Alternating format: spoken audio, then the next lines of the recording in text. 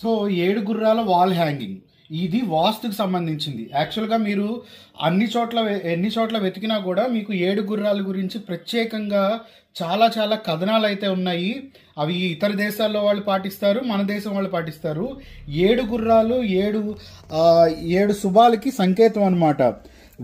విజ్ఞానం, వైద్యం, అలాగే ఆరోగ్యం, అలాగే సంతానం, వీర్యాభివృద్ధి, ధన సంపద, అలాగే ఐశ్వర్యం, అన్నిటికీ ఒక్కొక్క దిక్కును చూస్తూ ఉంటాయి. 7 గుర్రాలు కూడా కొన్ని సూర్యుడితో వస్తాయి, కొన్ని చంద్రుడితో వస్తాయి, కొన్ని ఏమో సముద్రం ఒడ్డున పరిగెత్తున్నట్టు ఉంటాయి అన్నమాట.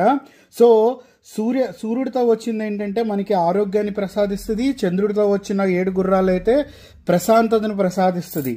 అలాగే ఉత్తరం దిక్కును పెడితే ఐశ్వర్యాభివృద్ధి, అలాగే తూర్పు దిక్కును పెడితే మనకి ఏంటంటే ఆరోగ్యాభివృద్ధి అనమాట. సో ఇది వాస్తుపరంగా చెప్పేది. యాక్చువల్గా మీరు వాస్తుపరంగా దీని గురించి మీరు సెర్చ్ చేస్తే వీటి ఒక డీటెయిల్స్ తెలిసాయి.